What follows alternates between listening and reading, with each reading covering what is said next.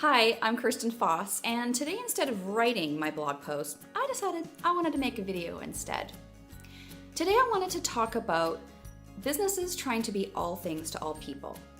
And what I mean by that is that in your salon or spa business, you may be feeling like you have to have a huge array of services on your menu to make your clients happy.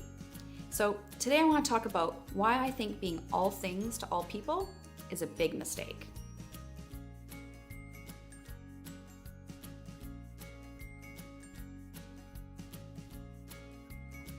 Welcome to my private aesthetic studio here in Sydney, BC. Now, when I first started in the salon and spa industry 20 years ago, it really was in the infancy of the spa industry. Before that, there were little pockets of studios around the city, and maybe in a hotel you would have a more spa-like atmosphere. But 20 years ago, the spa industry really started gaining some traction. And what happened was owners of these large establishments culminated all sorts of service providers into one space. And it was a bit of the build it and they will come mentality. And at the time, that worked really well. Clients loved the whole spa concept. They loved the big, beautiful facility. They loved being able to have, their hair done and then being able to have a pedicure in the same facility. But the thing is, like everything, things change. And what was working 20 years ago is really not working now. And how this pertains to what I'm talking about today, as far as being all things to all people, is that what I'm noticing in the cosmetology industry is that little boutiques are popping up and specializing in particular services. And that's because the whole build it and they will come mentality just doesn't work anymore. Number one, it's incredibly expensive to build those kinds of facilities. I'm talking millions of dollars in startups, as far as a new build and then hiring and training and your product and all of that. It's incredibly expensive. So you're not seeing as many big salon spas opening anymore. So the trend is now going into more of the boutique studios or the boutique spas or the boutique salons.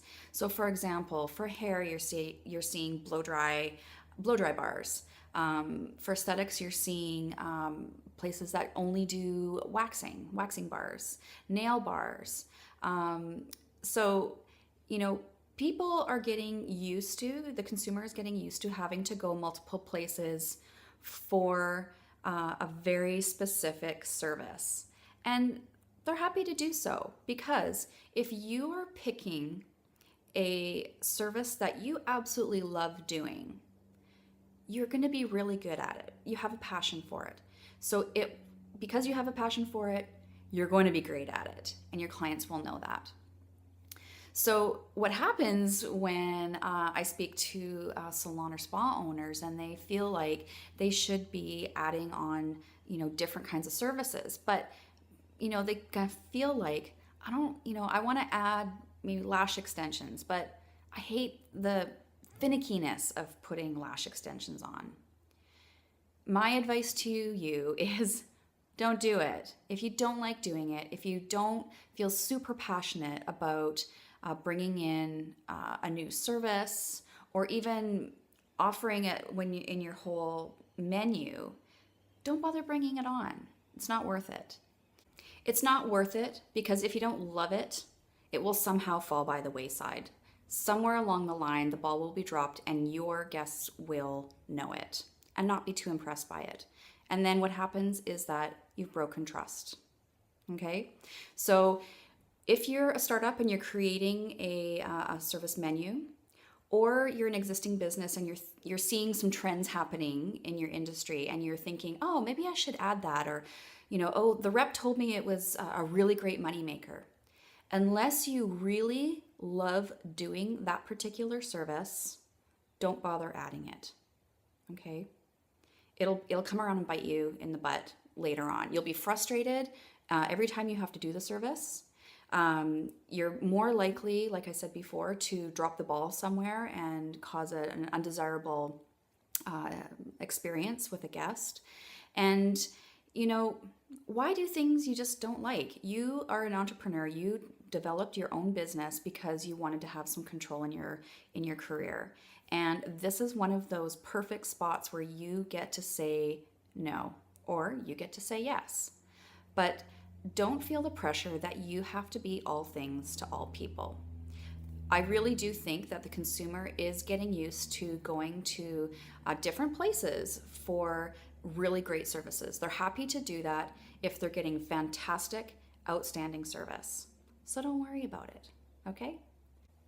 The bottom line is that you need to love what you do, and it needs to be the right fit for your business. And your business is an extension of you and your personality. So take a little bit of time, think about whether you actually want to add all of these services and you actually really love providing all services before you commit to it by putting it on your menu and your website and telling people that this is what your promise is. So you choose what you want to do because you're the boss.